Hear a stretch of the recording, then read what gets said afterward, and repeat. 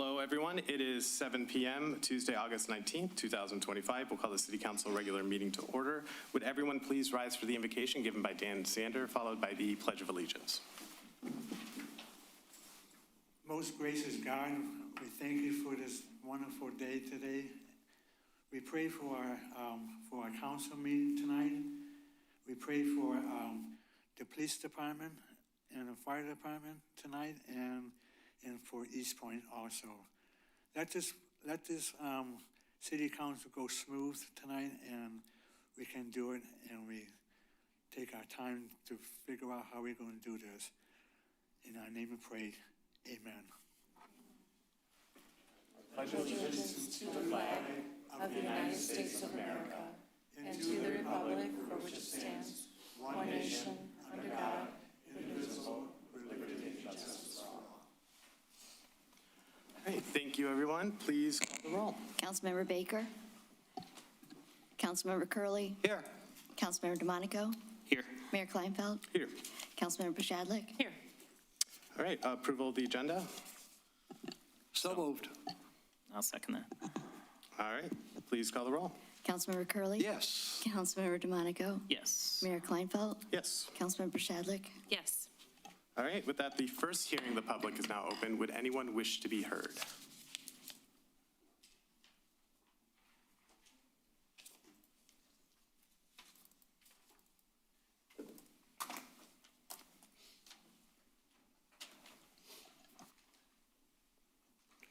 Good evening, Council. Mary Hall Rayford, Eastpointe. First, I'd like to thank Chief Haynes and the fire department this week for some assistance I've received. And want to encourage everyone to prepare for school starting again next week. Let's watch out for all of our students. And the other item that I wanted to address is the lack of civility in the community. I know we have different beliefs, we have different faiths, and none should be regarded more higher than another. And regardless of your beliefs, my Bible says 2 commandments that are the most important. Love God, love your neighbor. And I believe with everything in me that if we practice love, we wouldn't have time to hate. Yes, we can disagree, but we need to learn how to disagree civilly. And I've heard a lot of things in this chamber that were not Christian. And if you can hate someone else and condemn them under the law, as written in the Bible, and not under grace, you are not a Christian. So don't even pretend that you are. It just amazes me that so many people pretend or say they're Christians, they don't have a clue what the Bible said, what was said, who said it, when it was said, and why it was said at the time it was said. We have to be better than that. I want us to be better than that. Thank you. Anyone else wish to be heard?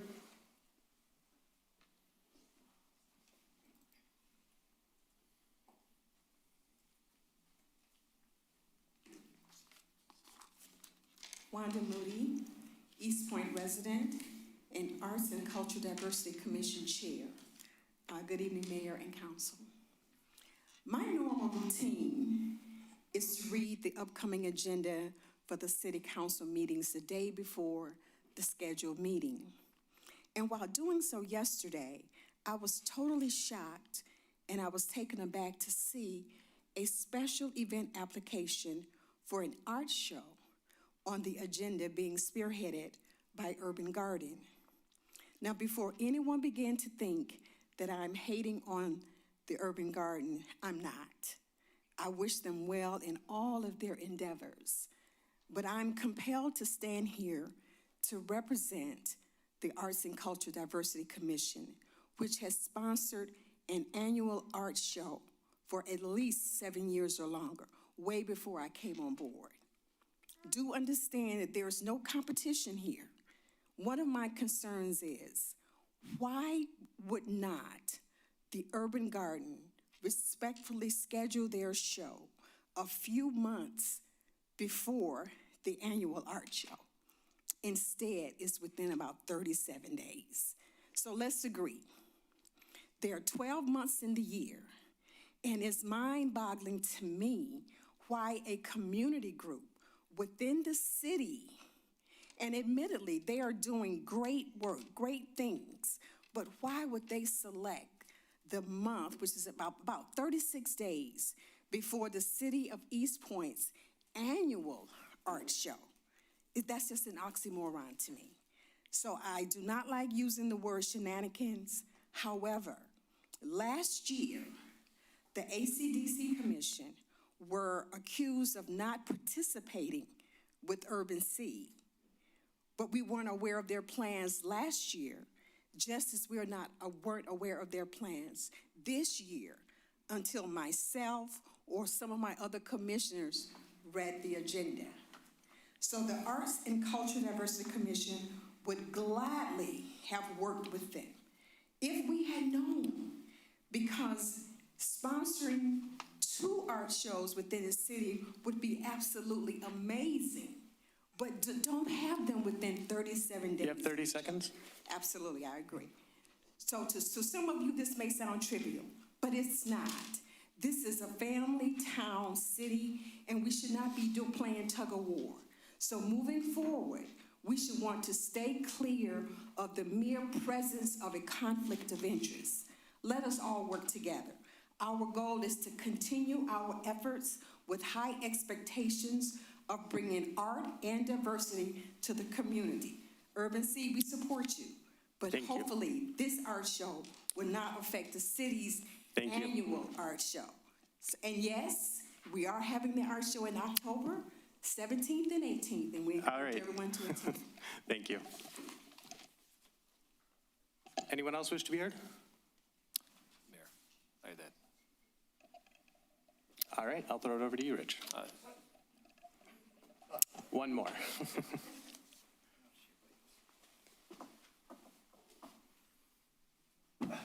Sorry, I was just waiting to see if anyone else wanted to go.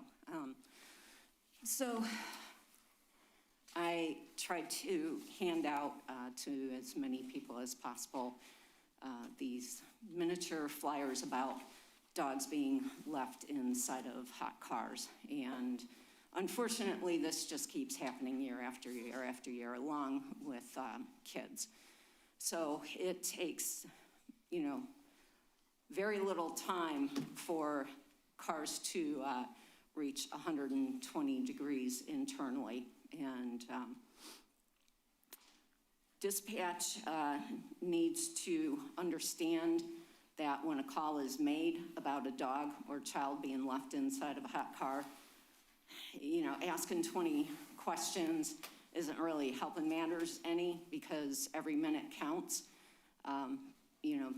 There's this misguided notion, as long as the windows are cracked or the car's running with the air conditioning on, that's fine. Children and dogs have died inside of these cars when the motor cuts off or the air conditioning fails.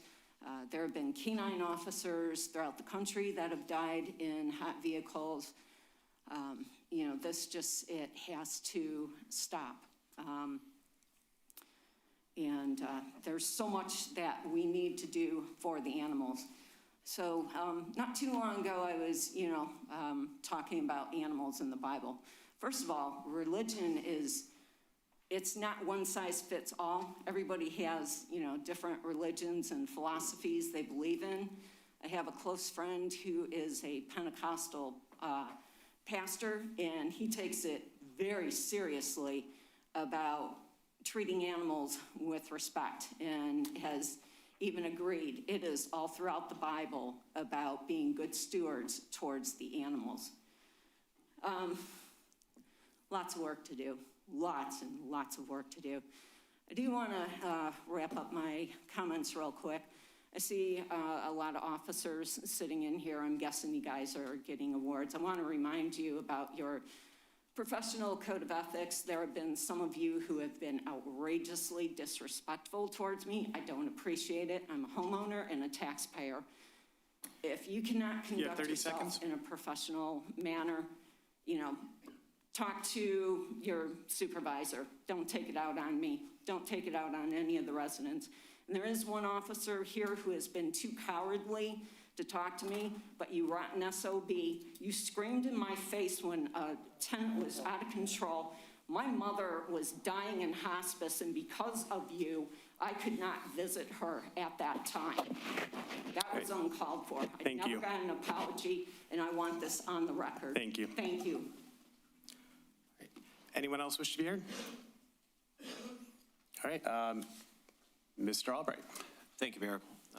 I did receive an email from Charles Blackwell. He is not able to attend the meetings, and pursuant to the American with Disability Act, he wants the following read into the record. I'll read the email verbatim. It says, "Hello. Pursuant to the American with Disability Act, I want the following public comment read on my behalf at the August 19th, 2025 City Council meeting. Good evening. The Eastpointe Police Department needs to do more prostitution stings at the Eastpointe massage parlors," unquote. All right, thank you. And with that, the first hearing of the public is closed. Approval of the minutes for the regular meeting, August 5th, 2025. Mr. Mayor, I would move to accept the regular minutes from August 5th, 2025. Support. All right, please call the roll. Councilmember Curley, Yes? Councilmember Shadlick, Yes. Councilmember DeMonico, Yes. Mayor Kleinfeld. Yes. All right, we have no scheduled hearings. We'll move on to the presentation for the Police Department Awards. Chief Haynes, I believe you're going to step up over here, and I think if council wouldn't mind, we'll join you.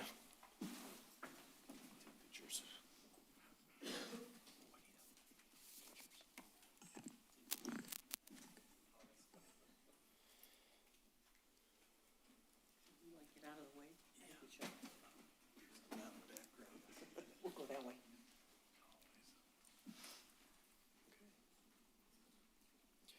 All right, good evening, Mayor and Council. Now that you're behind me, I'm just looking up here. Thank you for allowing the Police Department to have a short amount of time this evening for our Police Department Awards. I'd like to start out with the first three officers I'm going to call up. If you come on up and stand to my right, it will be Detective Randon Burkle, Detective Mark Polst, and Detective Brian Showers. Detectives Randon Burkle and Mark Polst are receiving this evening the unit citation for the following incident that I will read. And Detective Ryan May, who is not able to be here tonight, and Detective Brian Showers are receiving the Certificate of Merit. The unit citation is awarded to two or more officers who in the line of duty perform an outstanding service to the department or the community.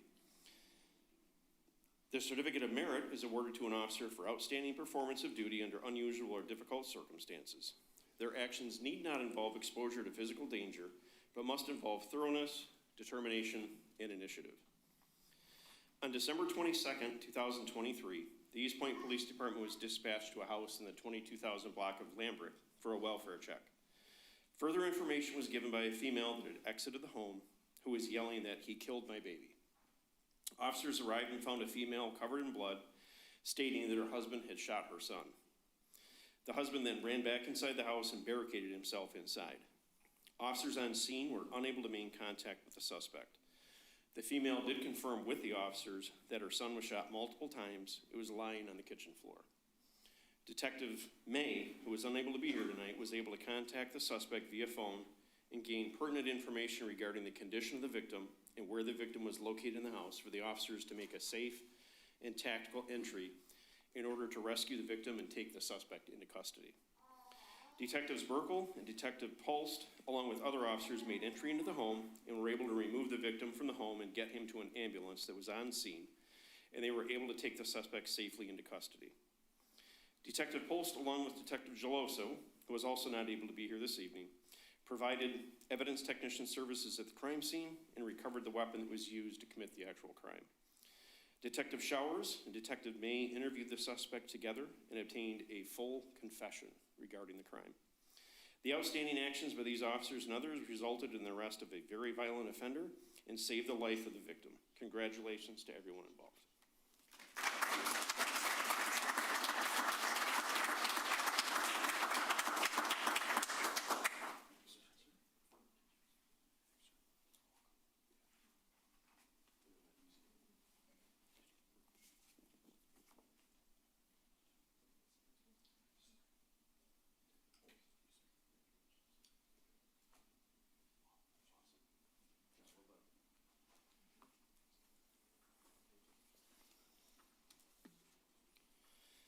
The next officer to be awarded tonight is Officer Ala Hussein.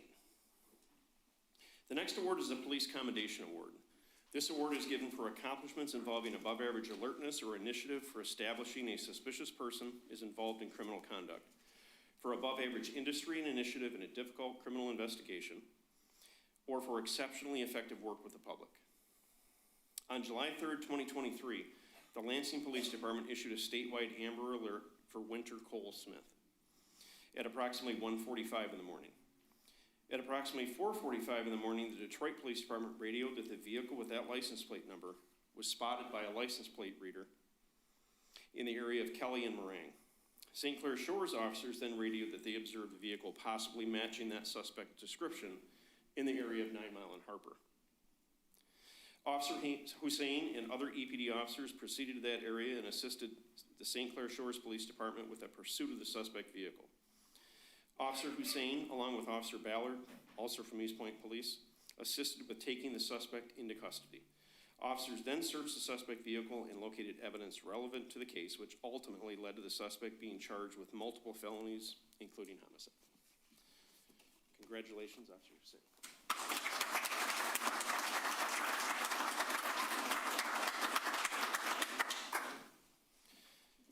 Our next award goes to Officer David Welch.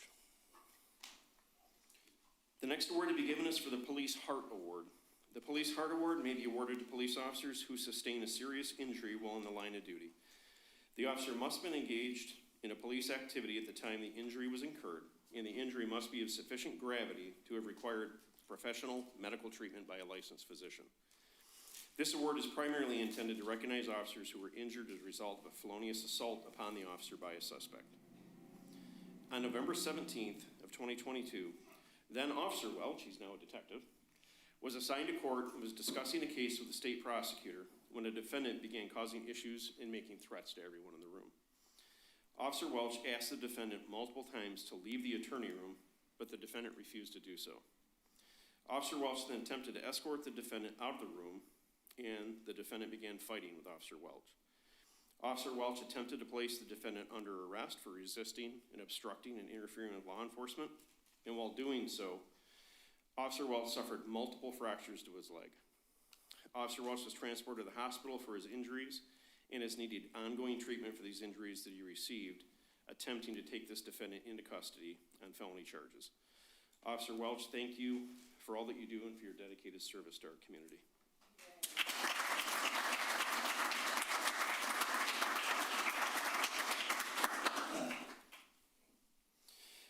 The next awards will be given for life-saving. The life-saving award is given to officers for the saving of a human life. This award is given to all officers that are directly responsible for saving a human life.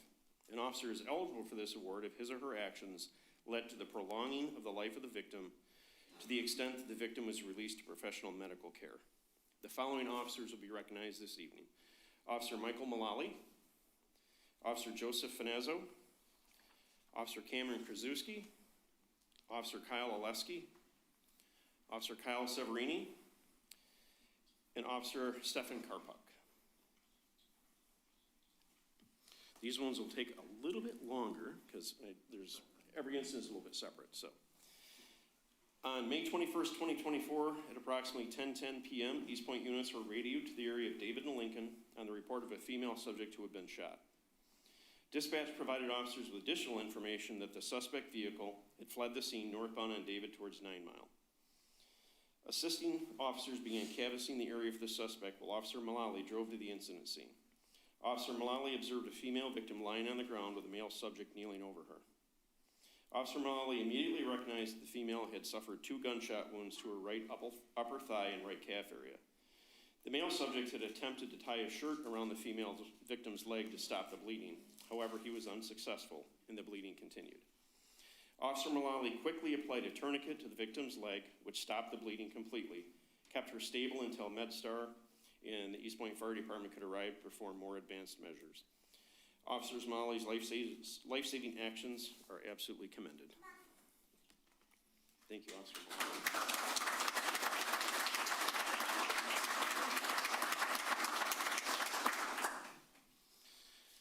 Officer Joseph Finazzo. On On November 5th, 2024, at approximately 4:38 in the morning, Eastpointe officers were dispatched to an address in the 21,000 block of Gratiot, in the area of Eastland Motel, on a shooting that had just occurred. Dispatch advised the caller was stating he had been shot by a white female with red hair.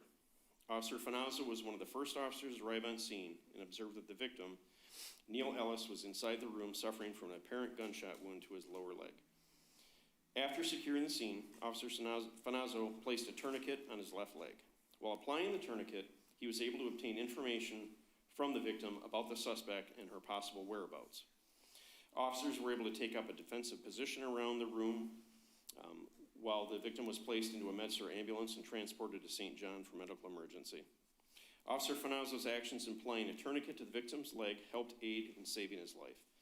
Officer Finazzo showed the high standard that Eastpointe officers are held to in understanding how to apply and effectively use their equipment, all the while still gaining information that would allow us to be able to take the suspect into custody. So congratulations, Officer Finazzo.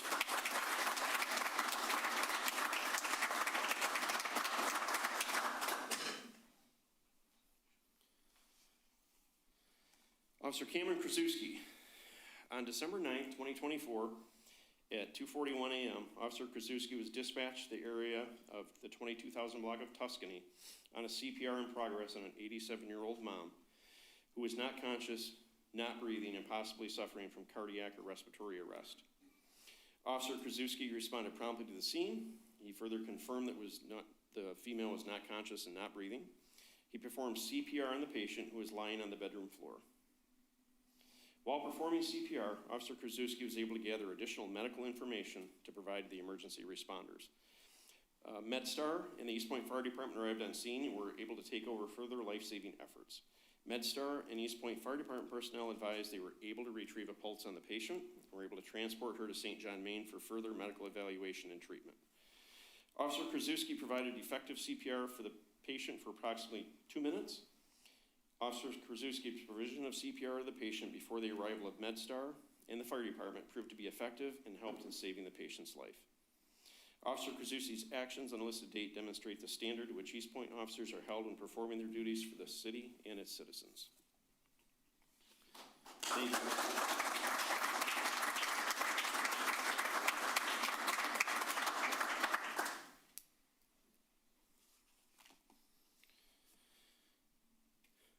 Officer Kyle Oleski. Is he here? No, he's not. I'm going to read this and we'll just move to the next one. On Sunday, 8/25/2024 at 9:14 p.m., Eastpointe cars were dispatched to a residence on Schroeder on a CPR in progress. The victim was in bed with his wife and he suffered a witness cardiac arrest. Officer Oleski found no pulse and performed chest compressions until the arrival of medical on scene. Fire was able to apply their chest compression system and took over care. MedStar arrived and began advanced life support measures. After the intervention, Gregory achieved return of spontaneous circulation, was moved, and was transported to St. John, Maine with a pulse and blood pressure. Officer Zaleski and Officer Karpuk also assisted in this, saved Gregory's life.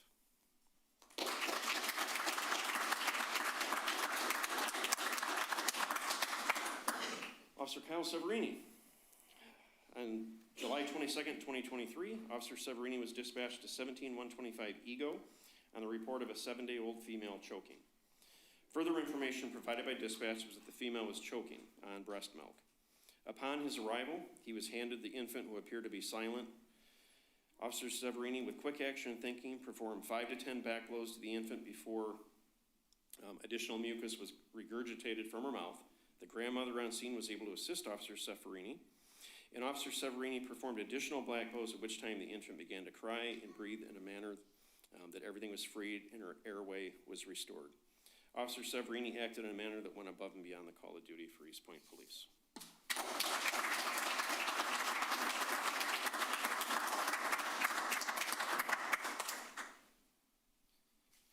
And last but not least, Officer Stefan Karpuk. On Sunday, August 25th, 2024, at about 9:14 p.m., Eastpointe cars were dispatched to a residence on Schroeder, which we spoke about before. Officer Karpuk assisted with life-saving maneuvers, and he was transported to St. John, Maine with a pulse and blood pressure. Again, Officer Zaleski and Carpax's actions absolutely saved the victim's life in this case.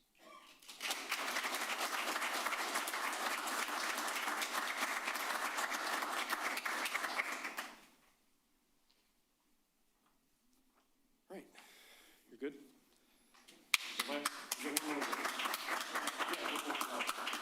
Yeah, I got one more award to go. All right, so the last award tonight is a Citizens Award. And this Citizens Award is being awarded to Mr. Devontae Pace. Mr. Pace, if you'd come up. The final award given this evening will be a Citizens Award. This award can be given to any citizen that assisted the police department during a criminal investigation and has assisted the community while doing so. On July 10th, 2025, Mr. Pace was in the McDonald's drive-thru line when he witnessed an African-American female stabbing another female, and he saw the female that was being stabbed fall to the floor. Mr. Pace was yelling multiple times at the female that was doing the stabbing to stop. Mr. Pace then used his handgun to fire a warning shot into the air. It should be noted that Mr. Pace is a licensed CPL holder and his weapon was licensed. The suspect then stopped and left the building. At this time, Mr. Pace exited his vehicle and went to the other side of the building where the suspect was exiting the building in an attempt to flee. Mr. Pace pointed his weapon at the suspect and told the female suspect to get on the ground. The suspect complied and Mr. Pace held the suspect until officers arrived on scene. Mr. Pace's quick and heroic actions surely protected other employees and customers from being harmed and placed a violent homicide suspect into custody. Thank you sincerely, Mr. Pace, and congratulations for your selfless acts for a great community.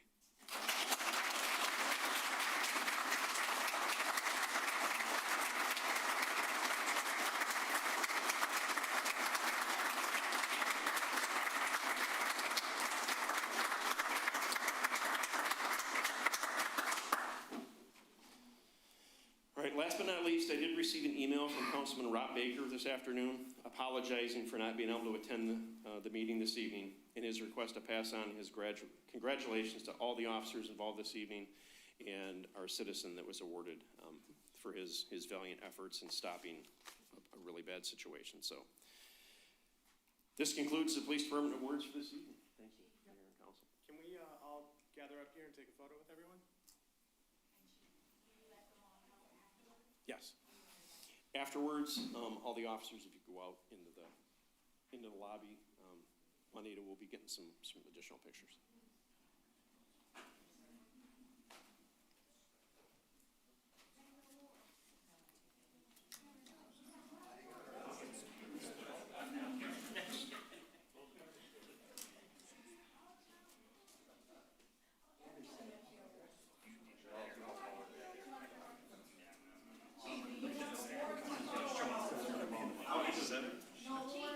Okay, if you don't want to hold your award, you don't have to hold it.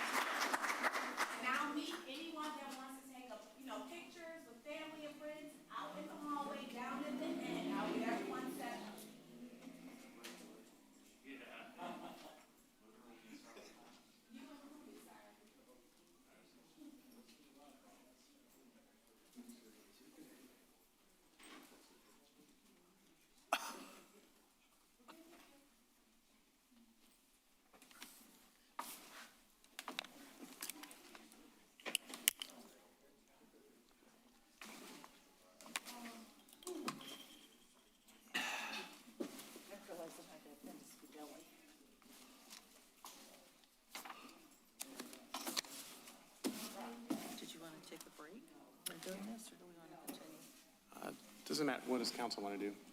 Continue? All right. Well, congratulations to everyone. Thank you for your service. They're walking out, so I don't think they can hear me, but. Hello. All right, well, we will now move on to the next agenda item. Shut those doors. Yeah, I think Jason's about to shut the doors, maybe. yeah. Jason? Oh, they're unlocked. They're unlocked, so they're still I'm sorry? open. Yeah, just have. Why? Can't? Okay. All right, moving on to unfinished business. Item A, introduction and first reading of ordinance 25-1250, updates to fee schedule. Would anyone on council, I suppose, like to open up discussion on this one?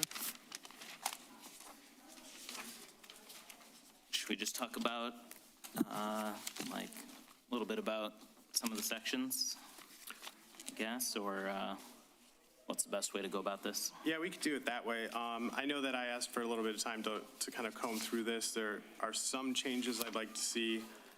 I guess I'd like to, I'd be comfortable doing, just to know what direction we're going in, at least put those changes, or talk about those potential changes and maybe do a first reading. We have time to correct it, so that's what I was thinking anyway. Did you want to start off? Sure. Why not? Yeah, I guess if maybe the easiest is to just go straight through, so we don't have to go back and forth between pages. And I did, of course, I asked a few questions. Everyone got the answers via email, but maybe just briefly, and if anyone's got a question, just jump in. I'd say this is just a conversation here.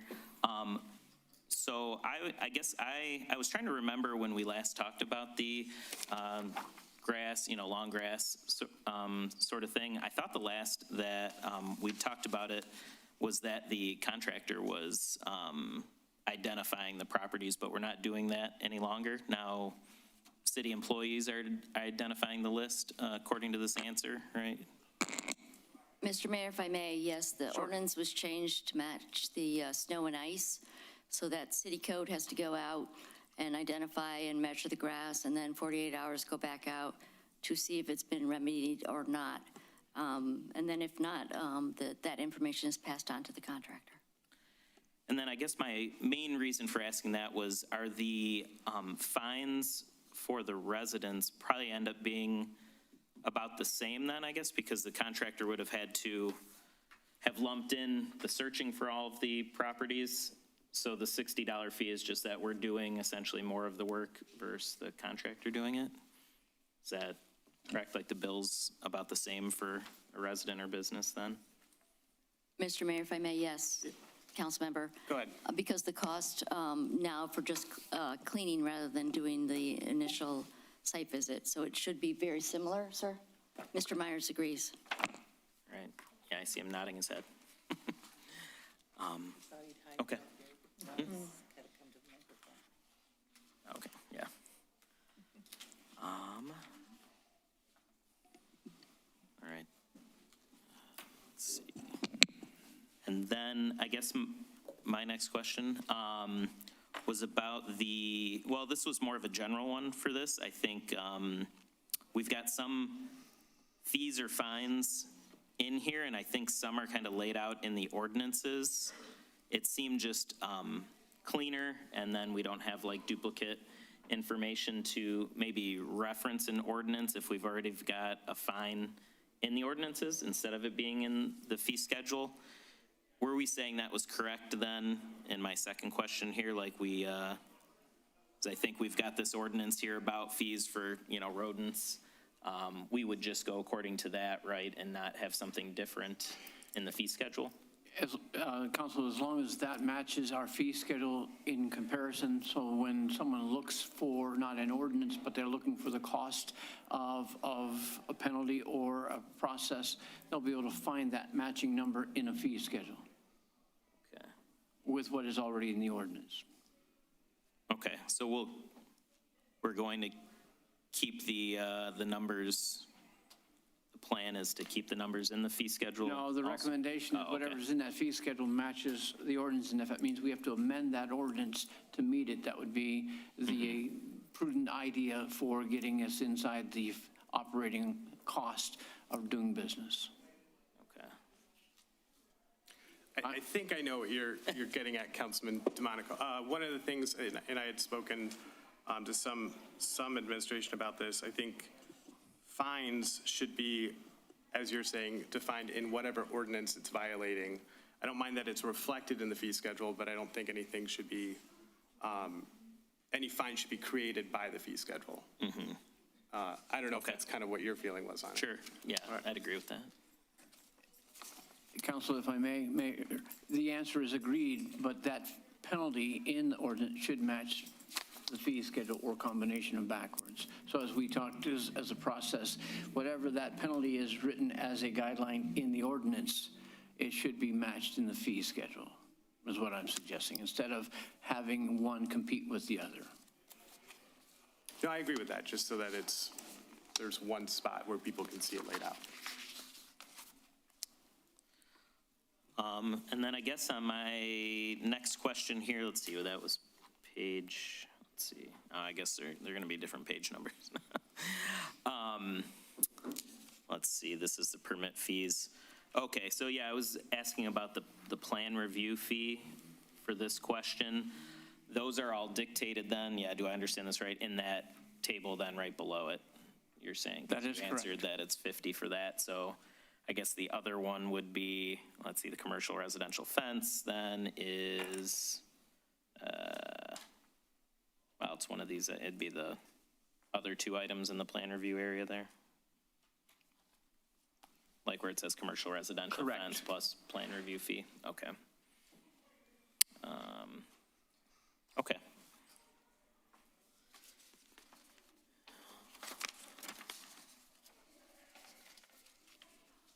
All right. Okay, then my next question at least was the vacant commercial and residential structures, changing it from 1 year to 6 months. I guess I understand the response here. I'm not sure I'd agree with changing that as a matter of policy. I don't know what other council members thought. I mean, I think, I mean, it could kind of go either way. I understand the goal of the change in the ordinance, but I also don't want to necessarily overburden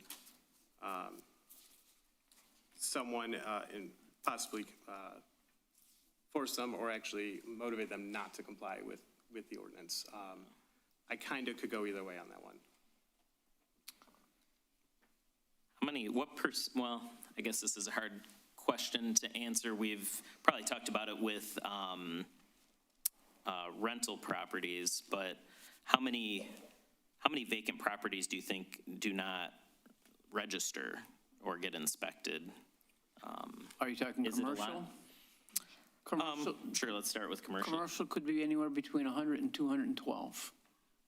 It's a very specific number.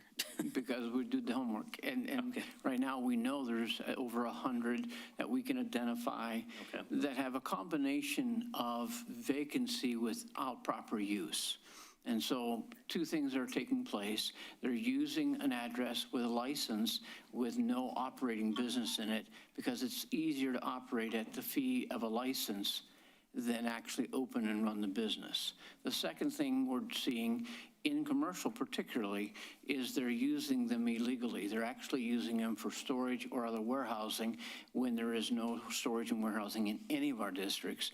And so if they don't have to register once a year, then they don't have to pay a monthly fee for proper storage of their property or vehicles. And so this gives us a tighter rein to help support, develop, and control the future of our economic development business districts.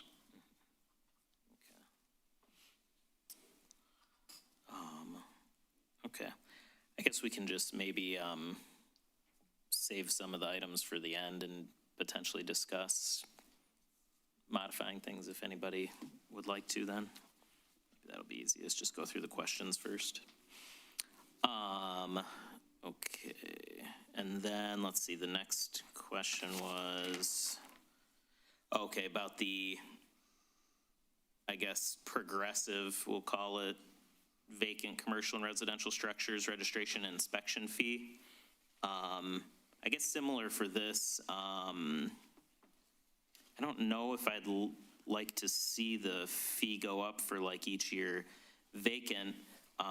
I'd assume most people, especially commercial but also residential, probably would not like to see their properties vacant. And I don't know if we want to be like punitive, charging them more just because, I don't know, if the economy has issues again, like in 2007, 2008, then that'll just be like, a vicious cycle there, I guess, if you can't sell your property.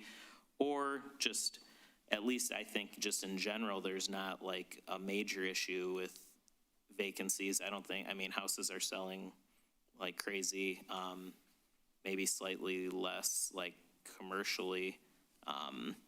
So I don't know if I'd want to see that, I guess.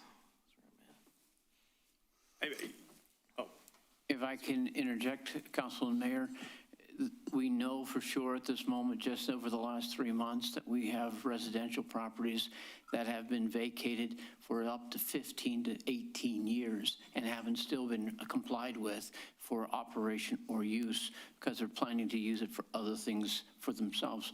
And when we're talking about a housing shortage and a need for qualified housing, we have to figure out why they're leaving them vacant or demolishing them on the inside and then leaving them for 3, 4, 5, and 6 years. So we're not bringing that neighborhood or that compliance to a healthy condition, singular house, and yet the city assessing will confirm that this city is having a booming selling market time, and if they really needed them off the market and do something with them, they could do so very efficiently today, even if they were going to buy them and remarket them as a flip house or a rental. So when you've identified properties that have been vacant for years and years, like you were just describing, are you finding that those properties have a lot of violations, that they're up on their taxes and things like that? Up on taxes, many violations, and no registration. We're forcing the choice to come and take a look at a violation. When we find it, then we have the ability to address. The difference right now is our houses, we get to look at the inside. Our commercial buildings, we don't. And that's where we have a difference in use of a building. When they have a commercial building, we don't have our vacancy doesn't grant us the right to see the inside of the house, inside of the building, but we get to walk through the inside of properties. So I think I agree with Councilman DeMonico, at least with the progressive fees. Again, I understand what the purpose of it is, but I'm not sure. I mean, obviously it's not related to the cost of performing the registration, so it's really it's sort of a fine assessed against the homeowner to say, hey, you should use this property more, for its intended use. So I guess my concern is also that having these fees that raise every year, I don't know that that will solve the problem of the people who are not registering or taking care of the property. So I guess that's where I'm at on that. And I also don't want people walking away and just saying, never mind, it's too expensive. If they're maintaining it while it's vacant, that's at least better than walking away and then 3 years later, who knows what happens with it. So just on that one point, the progressive fee schedule. I don't know if anyone else feels differently. Sorry, I don't know if you had more to. No, I'd agree. Just like, I think there's some exceptions that maybe we got to figure out like a good way to address them. Because I agree. I mean, I want to, do the goals that are on here. Just maybe a different way to, go about it a different way maybe. Yeah, I don't have another recommendation for you of how to get people who choose not to operate in safety neighborhoods than to restrict them from operating with having nothing more than a title, a tax, and then leaving the house or the community abandoned, trying to keep the grass up and the paint job on the outside done, but not taking care of the condition of the house. We can identify with the police and myself and the fire department that we have multiple raiding of houses and squatting because they've been left vacant for such a long time and people don't know how they're going to respond. So the intent from my department is to ask the council to consider finding a process which we can bring health, life, and safety to every neighborhood as well as every house that is still sitting idle, or a business that are sitting idle, so that we can plan the next 5-year master plan with some clean property to go forward with. And then a minute ago, when you were saying that we could go into residential properties but not commercial, are you referencing that administrative, like, search warrants ordinance that we have? Right now, when we are registering, we're using, in vacant buildings, we're using the fact that we can prove that you've been vacant for 30 days. And we now, because it's a residential livable space, we have a right by our ordinance to walk in on a vacant property and verify that it is safe enough or not safe enough by the minimum state code to have an occupant in it randomly in the next 30 days, even though it's been vacant for 30 or 3 years or 15 years.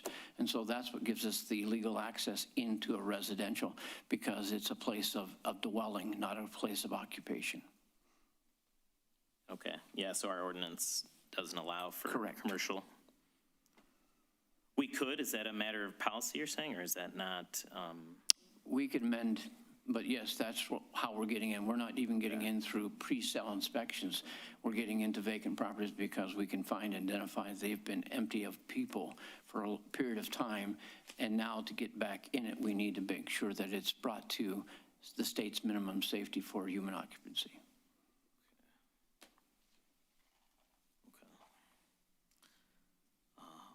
If no one had anything else, we could move on. The permit fees, I guess this one I was just asking about. We've got a lot of new line items, and I guess I mostly asked this because I guess I don't know specifically if you're, let's see, I think we got to go a couple pages down to like electrical permit fees. Right around there is probably where my question would be, the mechanical permit fees, plumbing permit fees. When we would do this, were there like items that we would inspect and we just didn't have a specific fee, or was it included in some overall fee, or how did this work before? Does this make it easier? It seemed like it was like a lot of potential overhead, and it's very like. Two categories, Council and Mayor, on this is one, we didn't have all the line items that are currently being used according to state code regulations and needs of houses that are doing now. More houses are putting in household generators, more houses are putting in thermal and solar power systems, and then they're renovating their houses. More and more of these empty houses are being renovated with different lighting systems, which means you're running new wire, new structure inside a 50-year-old house. The problem that the opportunity that this allows us to do is customize the level of work that's being done by commercial or residential to meet their cost of operation.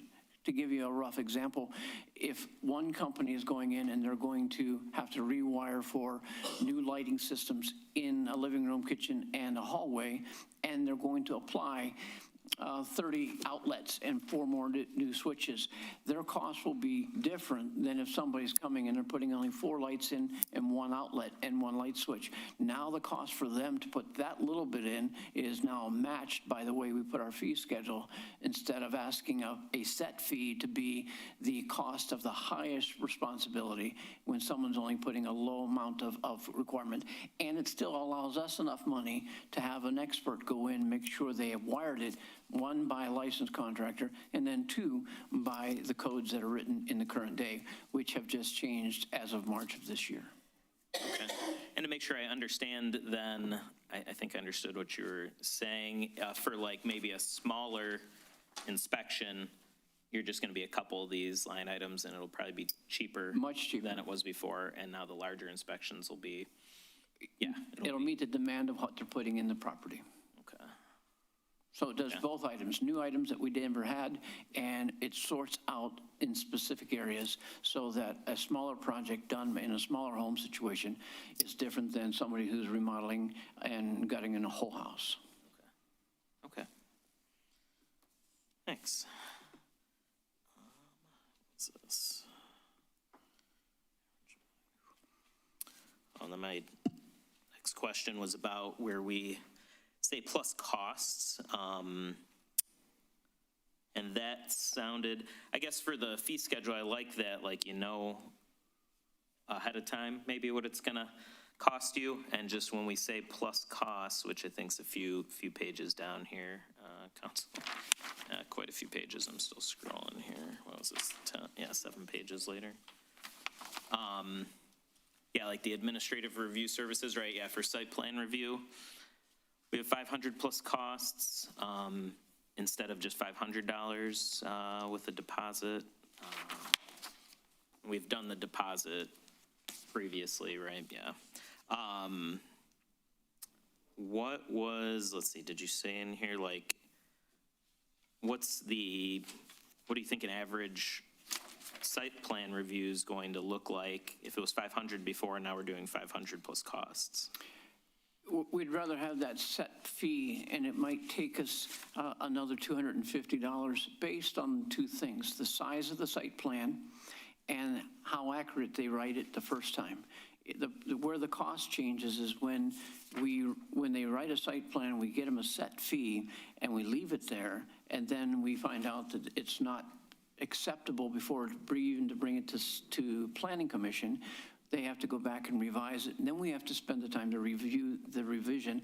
And if it takes 2 or 3 revisions, then their cost continues to rise, because part of our site plans are all right now being done by third party yet. And so they bill based on the process. Oh, okay, sure. Yeah, and I know I see we're talking about where we've got to put a notice in the paper, and I think I think ever since I've been on city council, we've talked about trying to, fix that, I guess, that's obviously state law, though, not something we can change, because, yeah, we'll pay $500 to put something in the paper, and who knows if really anybody's seeing that should be seeing it, or we'd like to see it. And then just passing all of that cost, I think, to me at least, is unfair for the ZBA or the Planning Commission, because, yeah, you're putting in the paper plus the 350 feet mailings around, that's going to be a pretty good amount of money just for that part alone, not including any site plan review. And Mayor and Council, the added addition is by human need. You might be planning for an event for a Planning Commission, ZBA, or a commercial construction code of appeals board. You've already put the notice out in the proper state required timeline, and then there's a need for 1 or 2 of the commissioners to have an emergency. They can't make it. We don't have a quorum. You have to start that thing all over, but you don't get that money back from those. So there's that rolling cost. And so I do think right now, and I've addressed it, and I'll be glad to look into it detail, but I think there's a window in the state board and the state LARA that we might be able to step away from this if we have other valuable structures. So I'll be glad to look into that. I've spoken about it, and I'll once we find the fact, then we can readdress that question of offsetting that cost in a different way of having public announcements. Okay.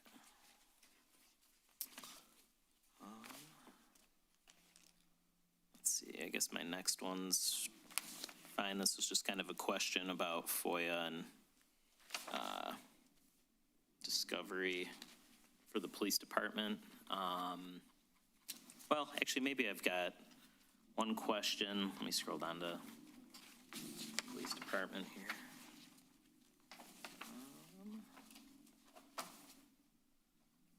So that's, I was Yeah. going to ask Chief Haynes, does the police department actually tender discovery very often, or is that typically done through the prosecutor or maybe even Mr. Albright? Do you normally handle that on? Yes, we do handle a lot of it, and we handle it some through Rich's office, but we handle it on our own as well. Okay, does this reflect what current fees are assessed, or do we just not have a structure in place at the moment? No, these are new. Okay. Yep. And this wouldn't be, so like if just a resident requested a recording, a 911 recording, that would fall under FOIA? And Yes, if that just takes a minute to get and. Correct. That's correct. We're Yep. not going to charge $75 then? No. Okay. Okay. Maybe we should indicate that, or put a little note in here that there's maybe a difference or, well, how do we,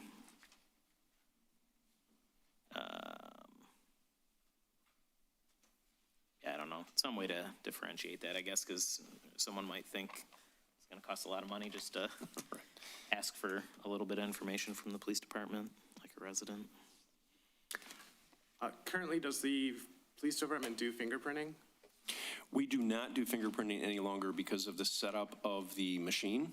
It's monitored through the state police, and we have not paid the additional funding, or I'm sorry, have not paid the additional cost to be able to take resident fingerprints, because it requires not only an agreement, it requires cost sharing, and it requires, that we sign a lengthy agreement with Michigan State Police. We have not done that at this point, but also we haven't had the need to, so.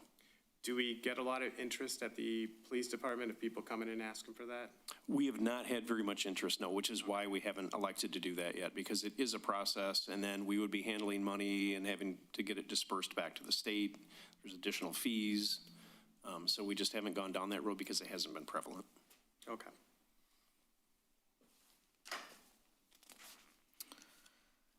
Let's see, my next question was about the showmobile, which I think is essentially answered here. The city will just, city events, there's no charge, but if there's an event essentially in the city, it'll be the $200 rental fee, but maybe we were going to charge more if it was like an outside of the city event, so that, which to me is fine, we get more use out of it instead of, maybe only being used twice a year. We can collect a little money to kind of offset us paying for it.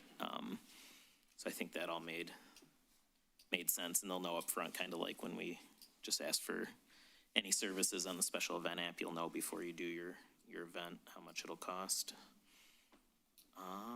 Let's see. And then I guess, let's see, my last question was about the 10% increase for the engineering and architectural right-of-way permits. Yeah, just a short answer here, due to increasing costs. Okay. I understand that. I think those were my major questions at the moment. Don't know if anyone wanted to ask anything else or go back to anything. I will note that the My Dog fees, I believe what's in here is $10 more than what Rare currently charges.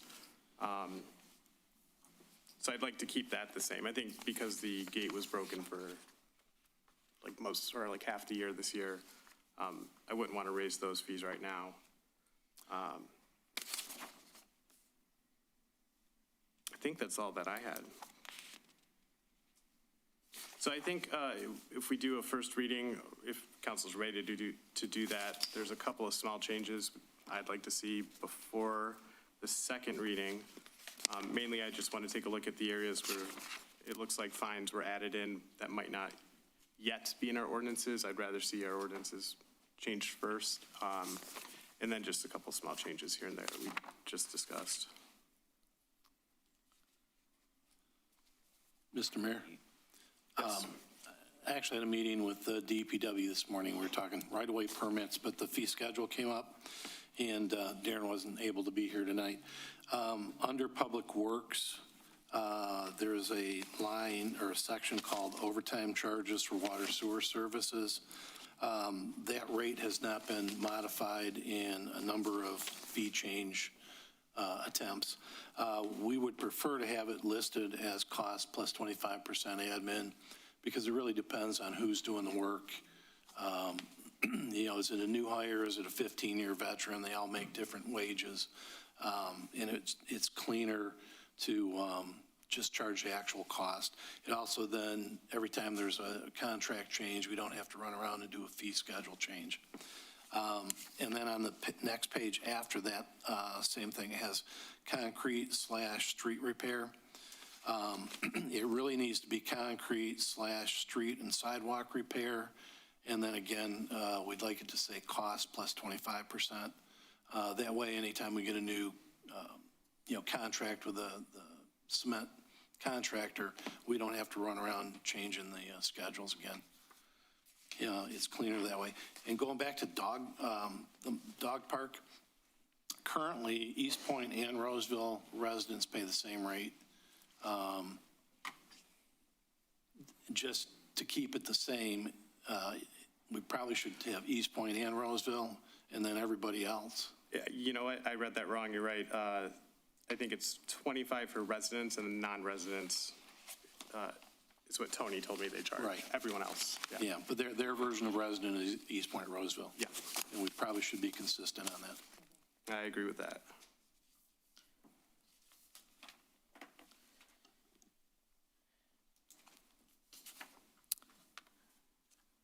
And then you were talking about for the overtime one it looks like it's like the second from last page.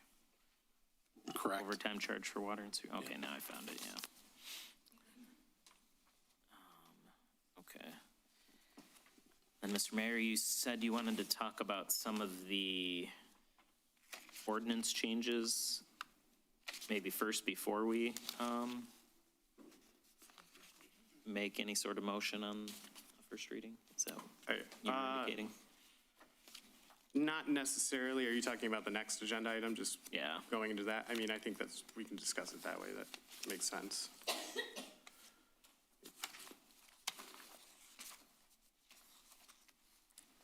Like you're saying, discuss the ordinance changes, then we'll make some motions? Or were you saying? Either way. Oh, okay. It's fine with me.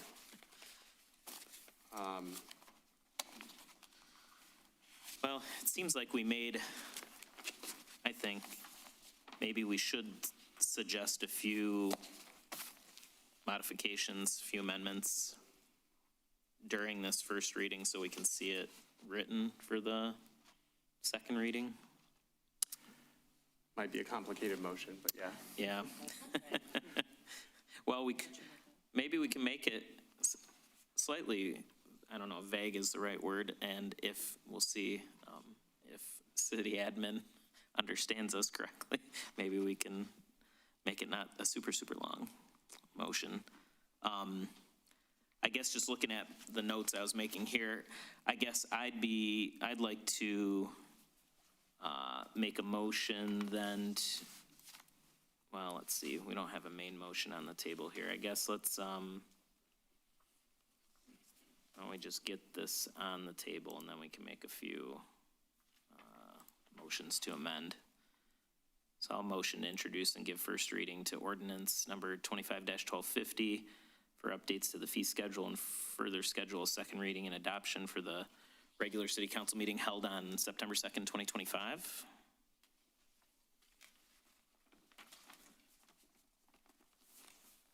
Support. All right, and then I guess might be easiest if if anyone wants an amendment, we'll make a couple different motions here, Sure. a couple amendment motions.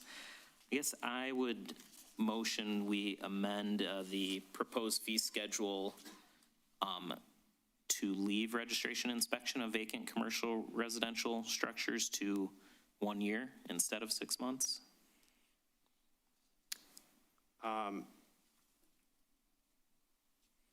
I'll support.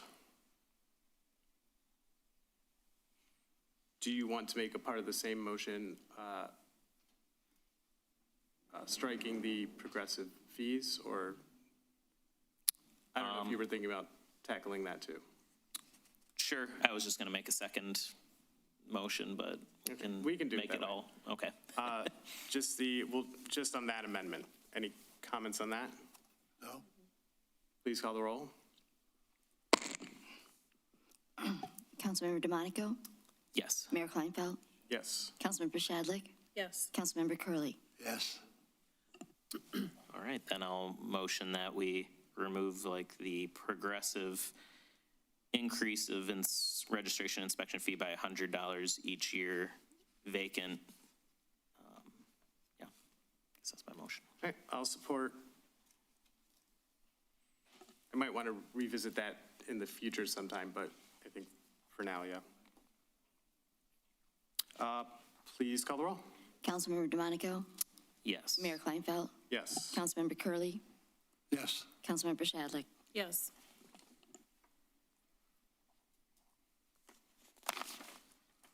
I think those were the amendments I was going to propose. I think I might think about some of the items a little more between now and the next meeting, but I think that's all I have. Well, I'll go ahead and I guess to try to tackle everything we can. Randy, you pointed out a couple of changes that you wanted to reflect cost in certain areas. So I would just make a motion to incorporate the changes that were suggested by the finance director. I'll support that. Is that, will you be able to figure out what those are? Kim, I hear her chuckling over there. All right, please call the roll. Yes. Mayor Kleinfeld, Councilmember DeMonico, Yes. Councilmember Curley, Yes. Councilmember Shadlick. Yes. So that's motion of changes per Randy. Yes. See, short motions. I think that's okay for now. Did any other council members want to tackle any other changes? All right, please call the roll on the main motion. Councilmember DeMonico, Councilmember DeMonico, Yes. Councilmember Curley, Yes. Mayor Kleinfeld, Yes. Councilmember Shadlick. Yes. All right. I guess moving into the next item, discussion of ordinance changes. We kind of discussed some of this.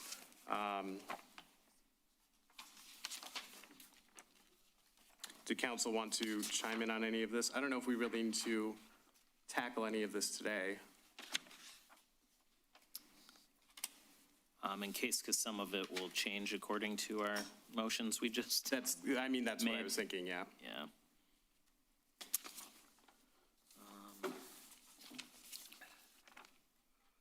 So I'd be happy to table this until our first September meeting to be on at the same time as the second reading.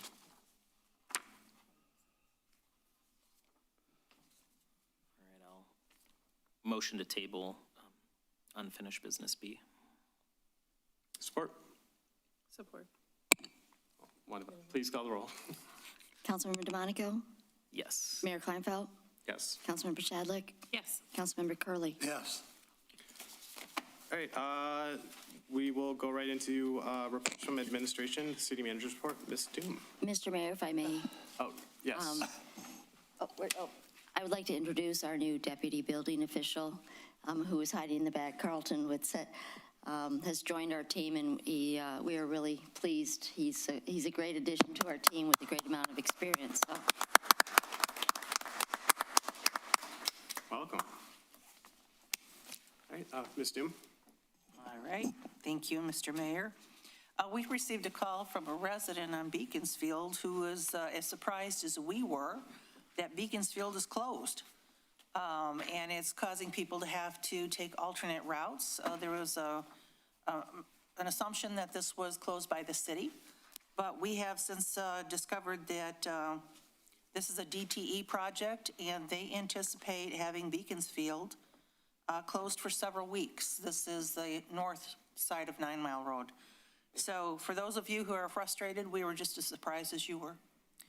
They did not notify us either, and so we are just sharing that with you. We're putting it on our website and just trying to alert the residents that this is a project that's ongoing. It started in St. Clair Shores and is continuing to work into Eastpointe. So we recognize and we understand people would like the road open, school starting, There's also right next to it, right next door, they're tearing down the old building that Sheets is now going to build on. They're doing a lot of construction there, so we'll keep everyone posted as soon as we have more news. 9 Mile, for those of you who've driven 9 Mile, the plan was originally to pour the center concrete today. Rain delay has caused that a little bit, slowed down. We're all rather eager to see the road finished and people be able to get around pretty easily, so not much of a delay. And Kim took away yes, she took away my ability to, have you meet our new assistant building official, but that's okay. It's all right. I'll get over it. He's doing wonderfully. Oh, you're laughing, eh? He's doing a fantastic job. We're very, very pleased to have him on board. This is just kind of to share with all of you, we've had a number of complaints, and they have been very fair complaints that we've had, that grass has gotten too high, they haven't seen enough code officers out, the building official hasn't been out as quickly as people would like. And that's all correct, that's all true. But what you've seen for the gentleman who's speaking earlier, that is John Myers, he's our building official. What we're all working together very closely is to get his department as robust as can be and get people hired, and we're making every effort to bring our inspectors on, our code enforcement on, hire the people we need, because it has been difficult, but we are making headway. And I just want our residents to know that we have listened to every one of your concerns and complaints. We're trying to get to them as quickly as possible. But now that we're bulking up our staff, I think you'll really start to see some real movement on the code enforcement, the vacant homes. Let's just call it what they are, slumlords that are, leaving the houses a total mess and damaging neighborhoods where people are taking such wonderful care of their homes. So with John's leadership and now with Carlton, you're going to see a real change, real progress. So I'm very pleased to say that. Now I get to tell you about fun things. We have our summer concert series. We have 2 more concerts coming up. We've got August 21st from 6 to 8 p.m. right here at City Hall, out there at the pavilion. We'll have the Detroit RSUP All-Stars. I'm not sure if that stands for something short, and if it does, I missed it. Then we have another one September 4th. We'll kind of let you know on our next meeting, September 2nd. That's going to be dueling pianos. That should be fascinating. That'll also be here at City Hall, and that's September 4th, 5:30 to 8:30.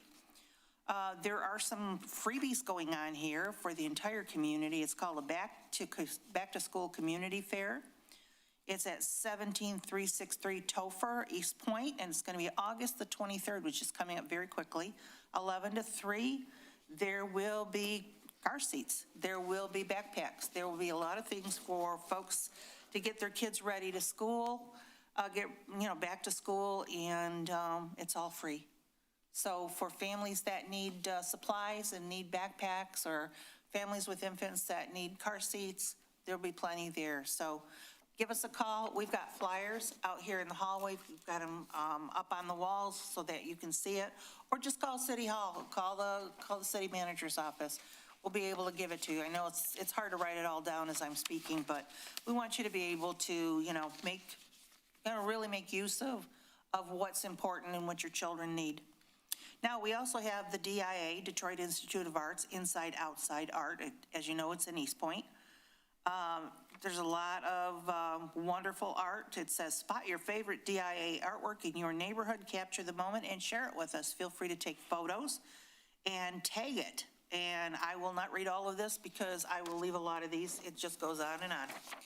Now, September 1st, which surprisingly is coming up before we know it, August is almost over, our City Hall will be closed due to our Labor Day holiday. So we aren't going to be here. We've got a couple of public notices that are going to be coming up, sheets and,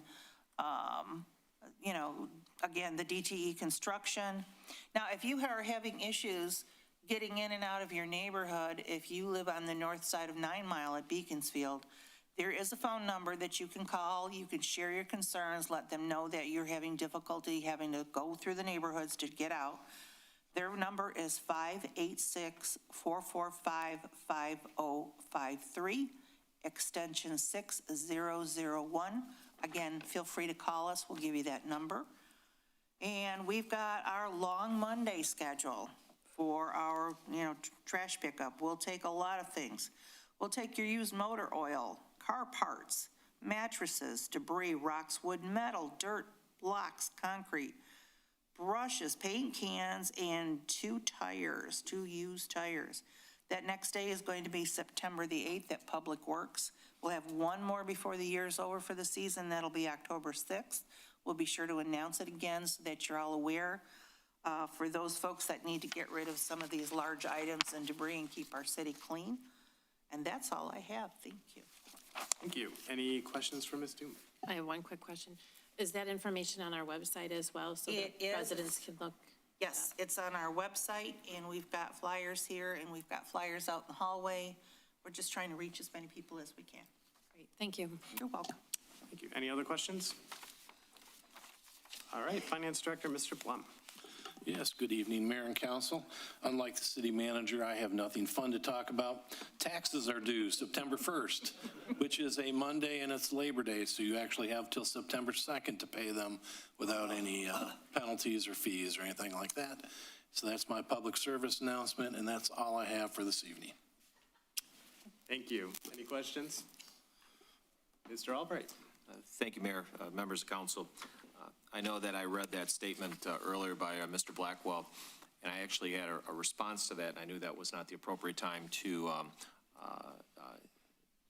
provide my response. I hope to do that with all the officers present in the council chamber, but I will just read what I responded to Mr. Blackwell this afternoon, verbatim. Hello, Mr. Blackwell.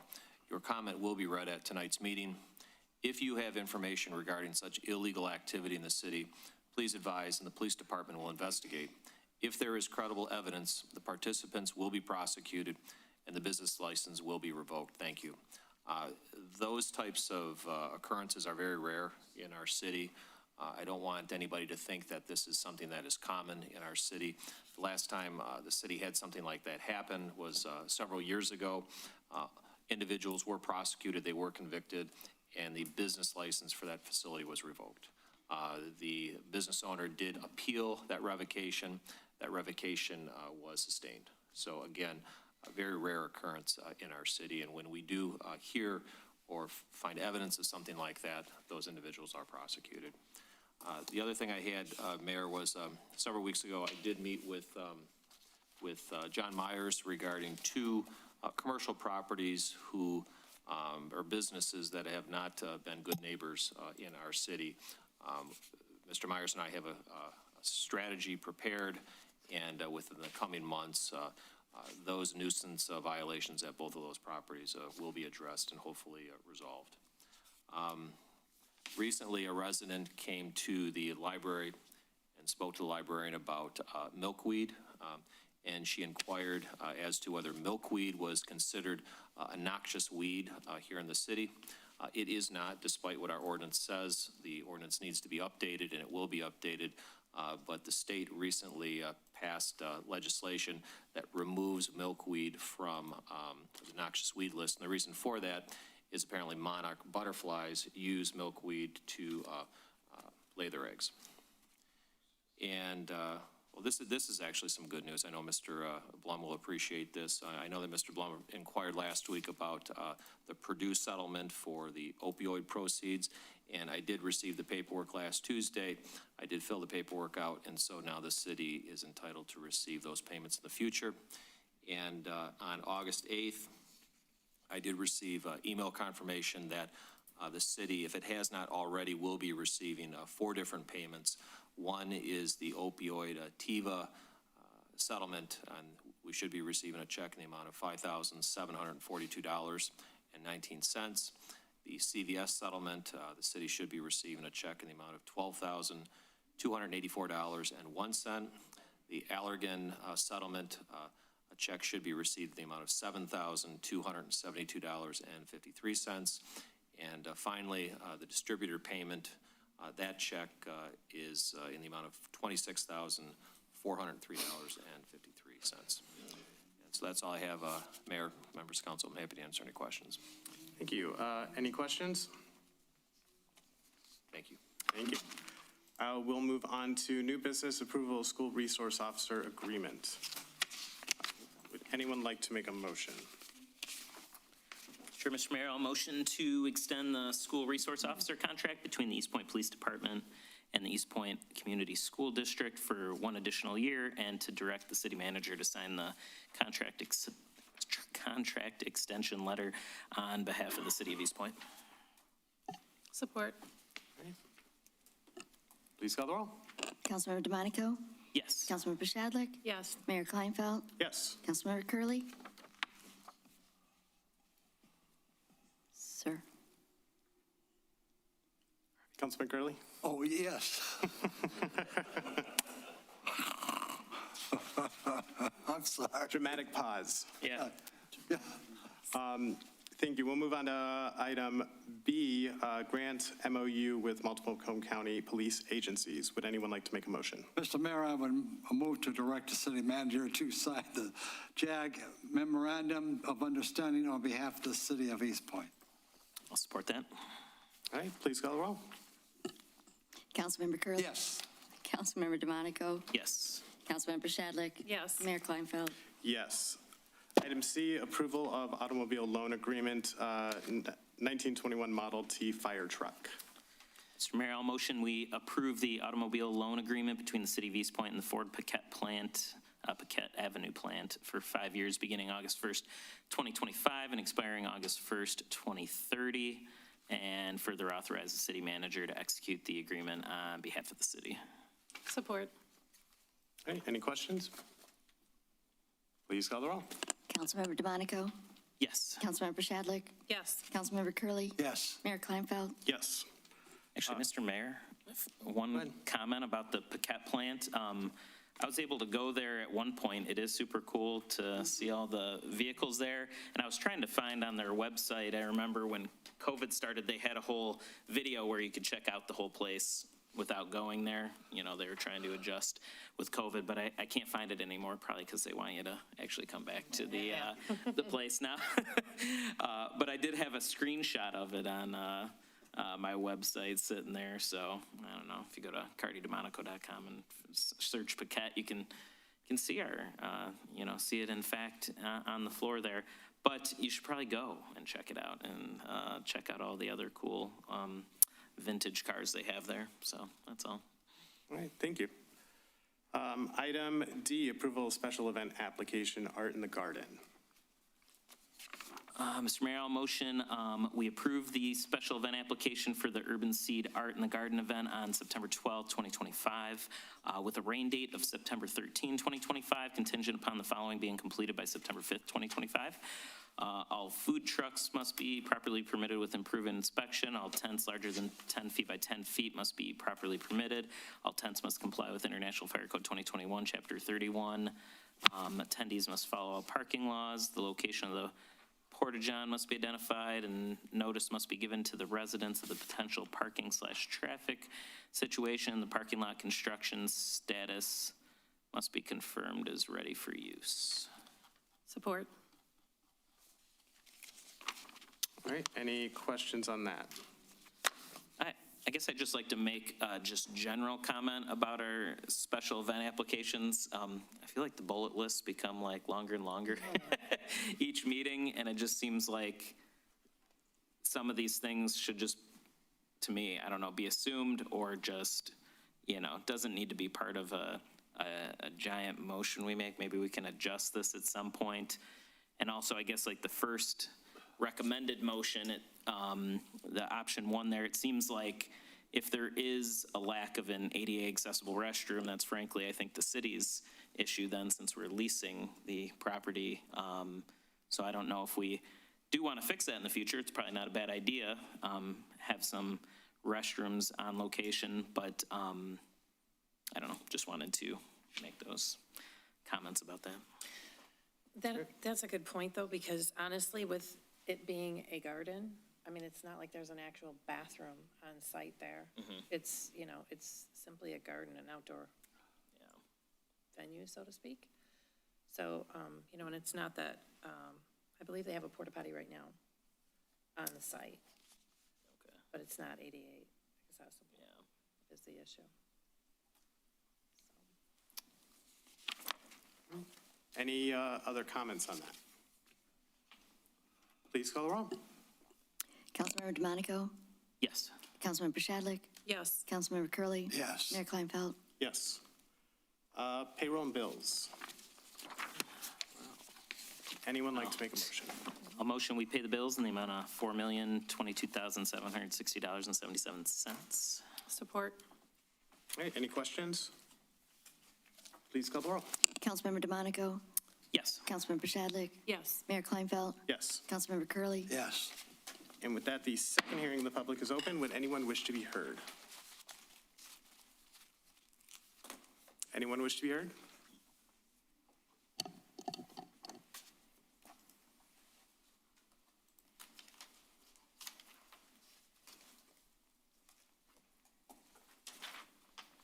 Good evening, Mayor, Council. I'd just like to state there's a reason why we have a city council, a city attorney that's skilled in words, interpretations, and what have you, and so forth, as there is with even dealing with biblical things as well, because they have been skilled and trained, and words mean things, and to get the wrong understanding of the wrong interpretation, as a lawyer, you have to go over contracts, go over contracts and what have you, because in dealing with the English language in regard to biblical things and what have you, the English language is a Germanic language. I mean, in other words, it's a language that is a mud language that's mixed up with a whole lot of other different languages come together to make the English language. We hear the word love, for example. There's a lot of different meanings for the word love. Love is, in the Greek language, has 26 different 26 different words for the word love. But here in the English language, you got one word. So that is one of the most highly misunderstood misinterpretation of the word itself, love, and what have you. I've seen something placed in a person's yard with a grown man and a little child, and it states love is love. That's not so. That's not love, and that's something else, and what have you. So it's very misunderstood because of it being just one word here in the English language as retaining to the word love and what have you. And then we have, we deal with a lot of people that's dealing with antics, manipulation, and so forth that we see here. You have 30 seconds. Going forward, that's loose. That's nothing but really a loose cannon, and what have you. So I think we ought to try and focus and be concerned more with what's going on here at the council meetings, rather than to bring up a lot of stuff that people are unskilled in and have no awareness of what they're saying. We're not in the days of because I say so. That's been done away with a long time ago, because Thank you very much. when you say something, you need to know what you're saying. And what Thank you. Anyone else wish to be heard?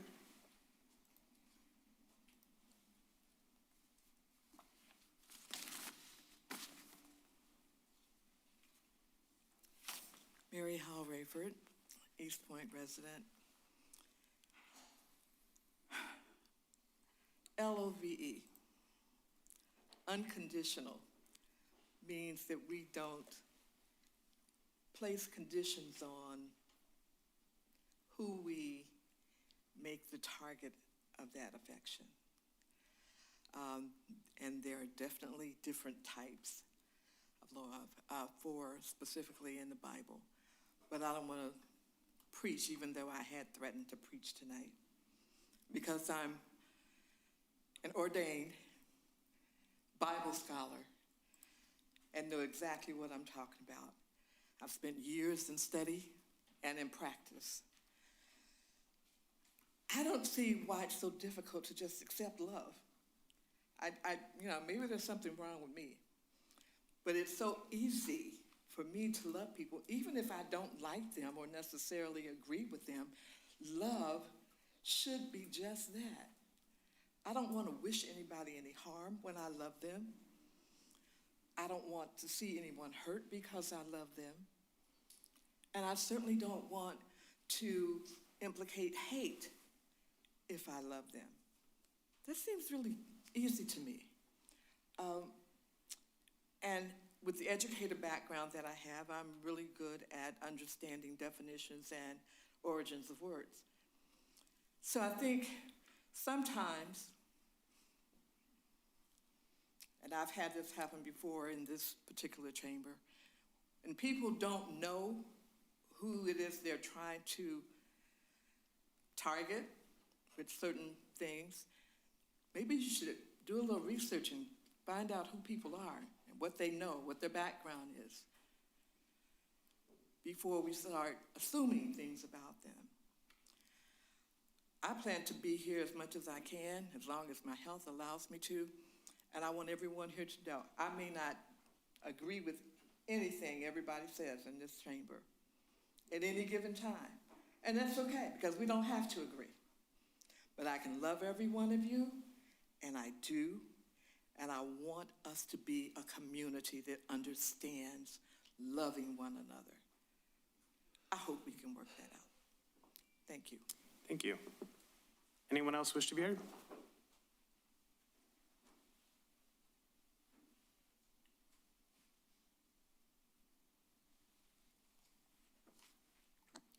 Jennifer Nicholas, Eastpointe resident. At our last council meeting, I was talking about 9 Mile, and Councilwoman Pashadlik brought up a couple of really good points regarding the current construction on 9 Mile. She stated that she drives 9 Mile every day, and it's still moving, the cars are going, you can get through there. It's not a difficult thing to do. I think she and I are kind of saying the same thing.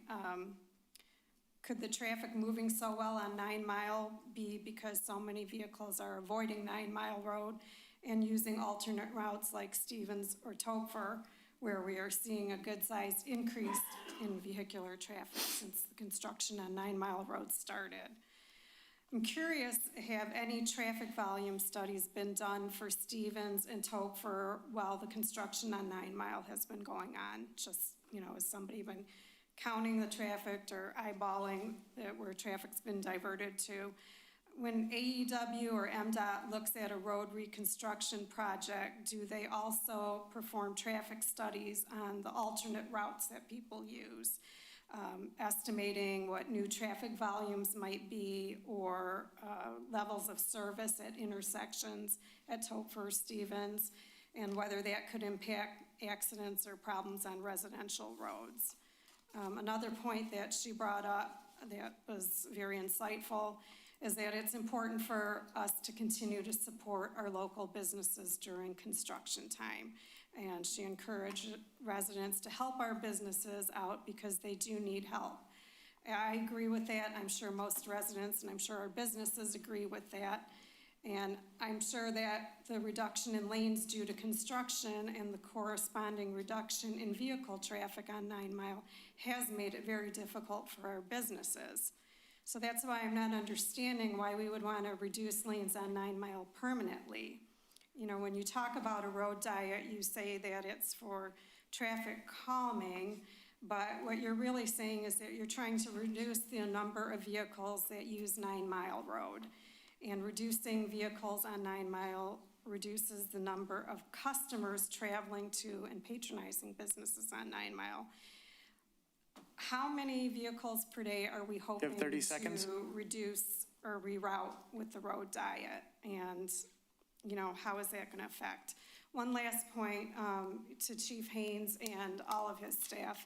Very amazing, very well-deserving, all of your officers, and that kind of really hit home to me with the gravity of some of these situations, how important it is to get to these emergency situations the quickest way possible, and that seconds and minutes count, and rerouting traffic. I know all of our emergency responders have been opposed to it. Thank you. And I can see why. Thank you. Thank you. Anyone else wish to be heard?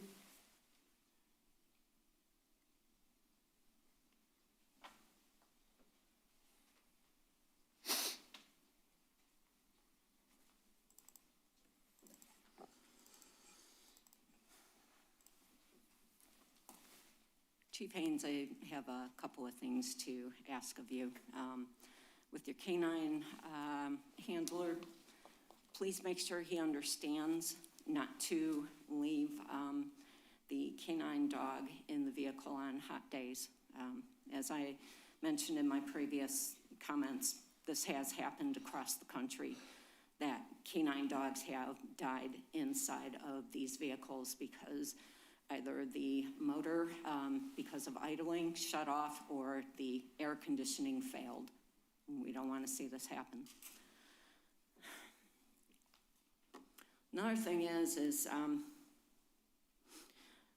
this just really struck a nerve to see an officer being a recipient of an award. To give you guys some context to what happened, this was a while back. There was a neighbor that was screaming profanities and engaging in malicious destruction of my property.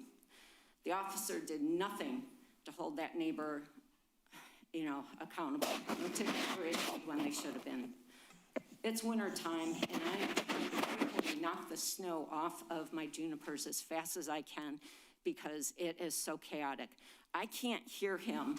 He claims he was telling me to stop. I can't hear because she's screaming profanities. Next thing I know, he's screaming in my face. This is during the fucking height of the pandemic. No. Sorry. No. Sorry. Please take a seat. I apologize. No. I won't do any more F-bombs. But the thing is, Ms. Marajan, please take a seat.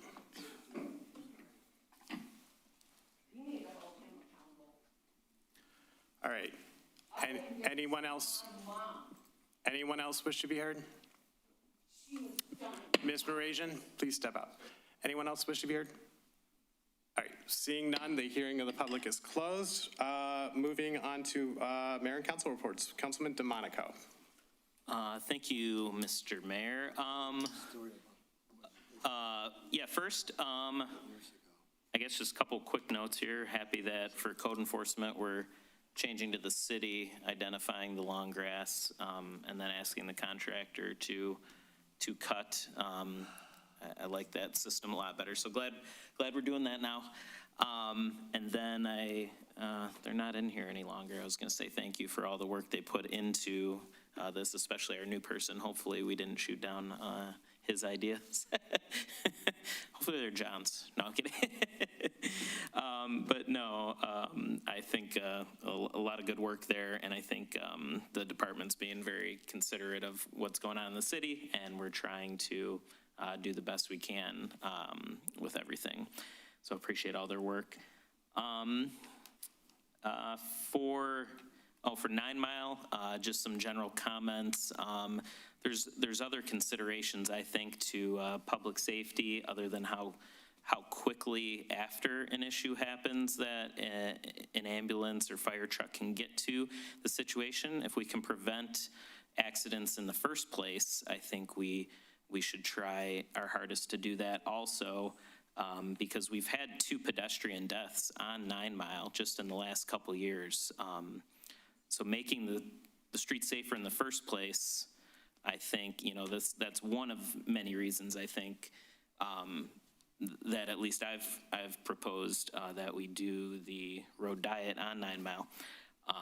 So, I mean, there's a lot to everything, right? Just one idea usually doesn't, solve everything. There's always a lot of different factors. And I think that, it's the same thing with 9 Miles with anything else.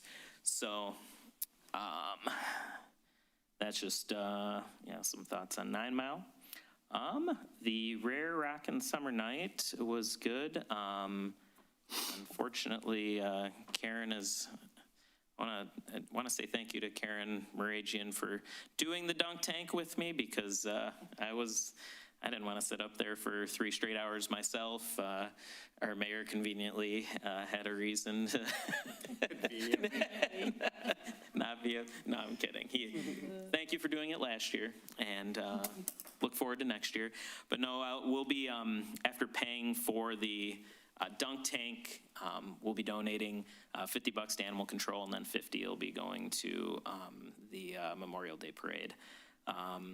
So it was a lot of fun. The weather was really nice, so it was definitely nice to be in the water a little. Well, I shouldn't say a little bit. Our friend on the committee, Ron, was letting kids stand as close as they wanted, so I was getting dunked pretty often.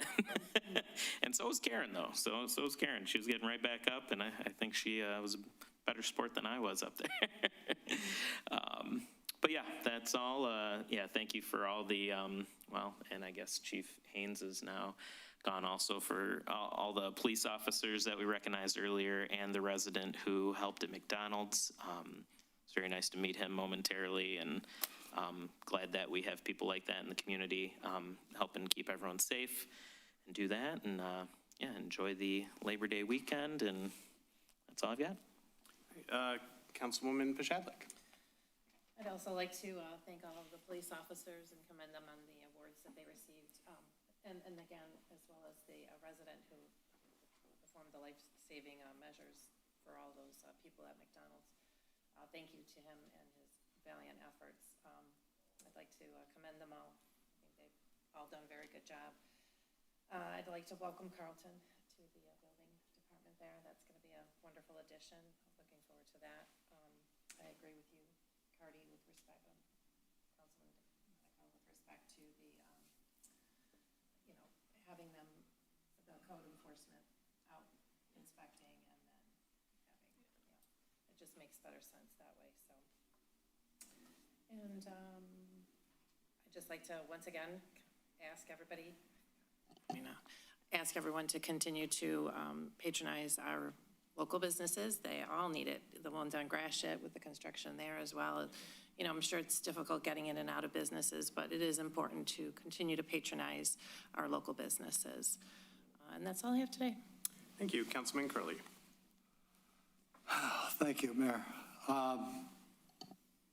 Mentioned a 9 Mile Road, just 2 things on 9 Mile Road.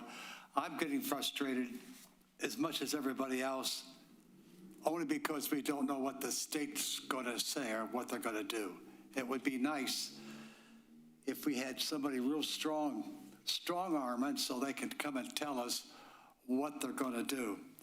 And the other comment would be that reducing the lanes on 9 Mile Road is not going to make it any safer. So we're about to go into closed session. We have a couple very important things that we're going to discuss. Now, closed session, what is it, purchase of land, talking about some, yeah. So I would just say that, think about it when we're in there. There's going to be some tough conversations in the next hour.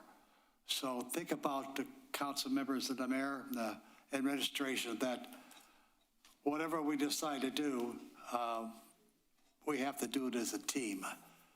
So thank you again, and I'm sorry that, Kim, I'm sorry that I was sleeping when you called my name, but that 30-second sleep was really nice. All right, thank you.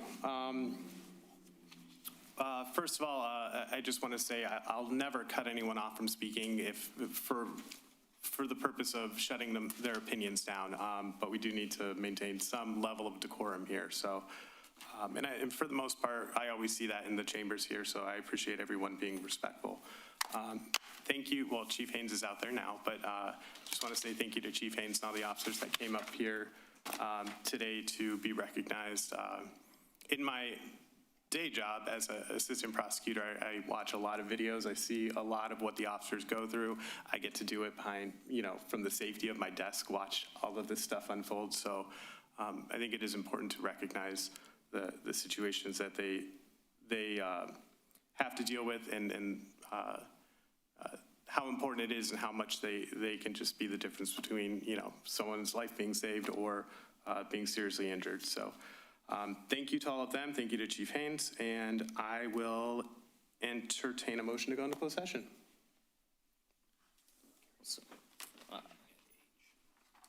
Okay. So actually, I guess I had a question about what I thought we had two closed sessions. One was for, well, do we need to say what the topic? Okay, and it's these two? That's the sections.